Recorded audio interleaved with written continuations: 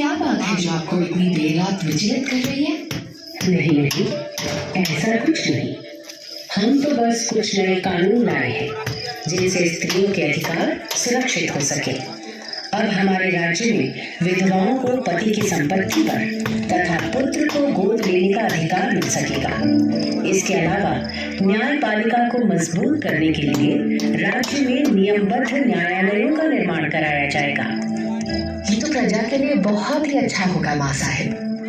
पर माँ साहेब, आपने सुरक्षा के विषय में भी कुछ सोचा है?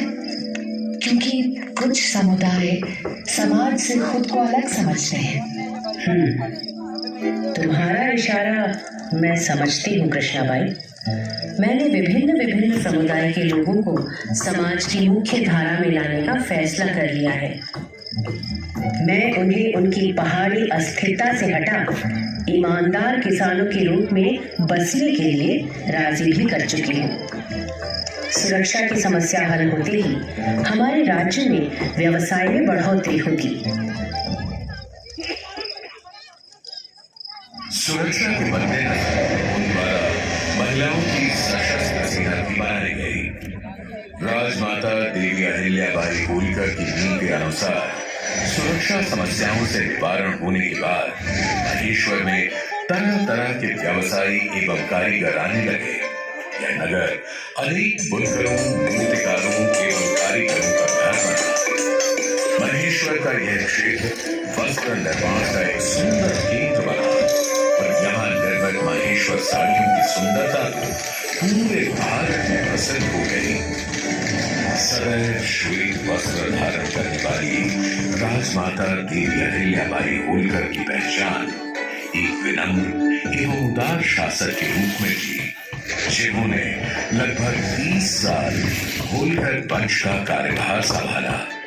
परंतु 13 अगस्त सन 1795 को वे अपने राज्य एवं अपने प्राणों से भी प्रिय अपनी प्रजा को हमेशा हमेशा के लिए छोड़कर पंच तत्वों में विलीन हो गई। होलकर राज्य में दरबारी पंडित खुशहाली राम ने पुण्य श्लोक देवी अहिल्याबाई होलकर के गुरु का वर्णन करते हुए अहल्या कामधेनु नामक ग्रंथ भी लिखा, जो देवी अहिल्या कामधेनु के नाम से प्रसिद्ध है। राजमाता देवी अहिल्याबाई होलकर के कुशल नेतृत्व एवं सैन्य प्रतिभा ने आने वाली पीढ़ियों को प्रेरित किया।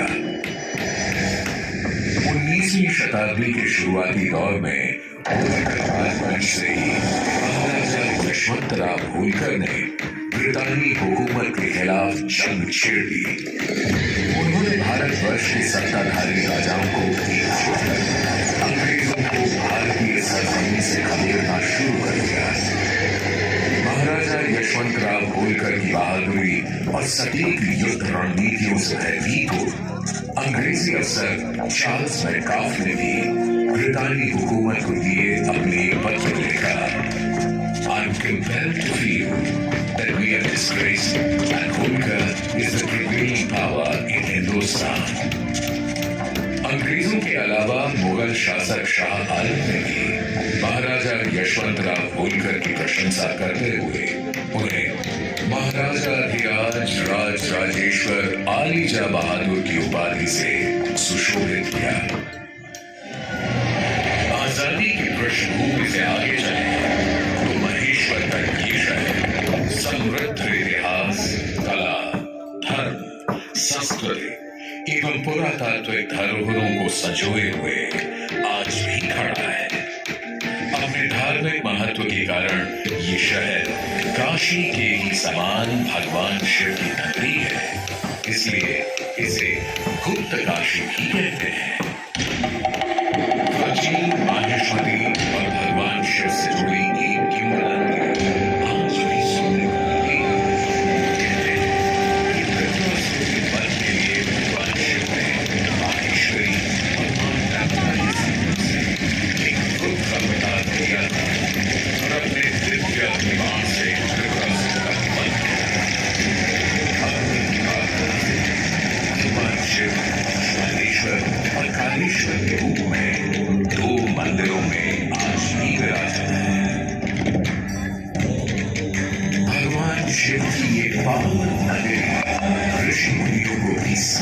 लोकप्रिय रही है। महेश्वर घाट से लगभग 20-30 किलोमीटर दूर मां नर्मदा के तट पर महर्षि दधीचि का आश्रम स्थित है।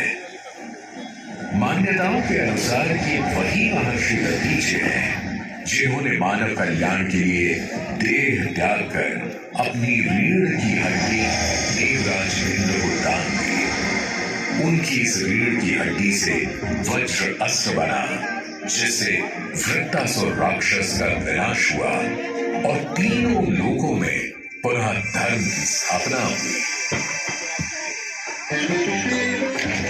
धर्म की बात हो तो महेश्वर ही वह स्थान है जहां पंडित मंडन मिश्र एवं नर्मदा अष्टकम और सहस्रार के रचयिता जगत गुरु आदि शंकराचार्य के बीच शास्त्रार्थ हुआ एवं सनातन धर्म को एक उत्तम दिशा मिली। यहाँ लगभग 25 छोटे बड़े घाट हैं जिनका अपना ही एक महत्व है। बड़घाट, पेशवा घाट, मनोकामनेश्वर घाट, मातंगेश्वर घाट पर संतों के सुमुख से श्लोक, दोहे, चौपाइयां सदैव गूंजती ही रहती हैं। वैसे आप अभी जहां उपस्थित हैं, यह अहिल्या मां साहेब घाट या कहें कि महेश्वर घाट कहलाता है।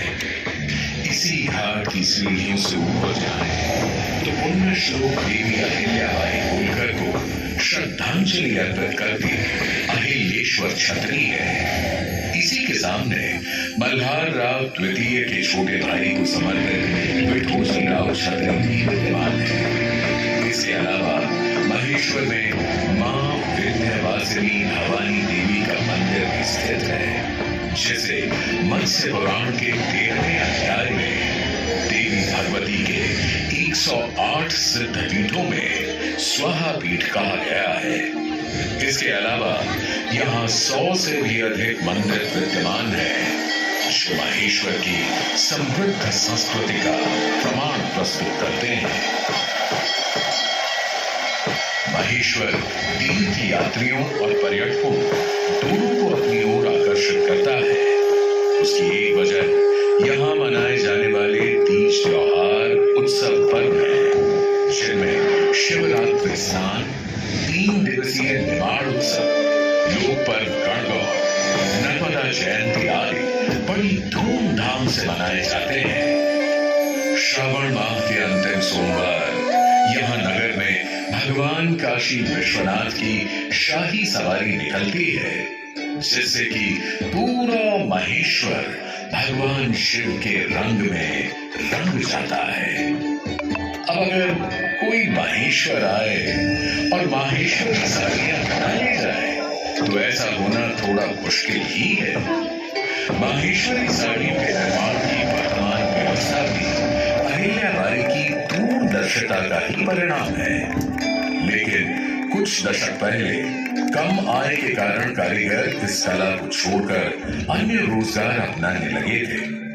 सन 1970 में हालात इतने खराब हो चुके थे कि यहाँ केवल 300 बुनकर ही रह गए। कुछ समय बाद लगभग सन 1978 में होलकर वंश के वंशज हिज हाइनेस महाराज कुमार शिवाजी राव होलकर और उनकी धर्मपत्नी शालिनी देवी होलकर ने इस कला को जीवित रखने हेतु एक नॉन प्रॉफिट सोसाइटी का निर्माण किया, जिसका नाम रेवा रखा गया। कर्नाटक, गुजरात, हैदराबाद और मालवा या कहें पूरे भारतवर्ष से कारीगरों को महेश्वर में सुविधाएं देकर स्थापित किया गया। आज इस कला को संजोए हुए लगभग 3000 बुनकर सक्रिय है।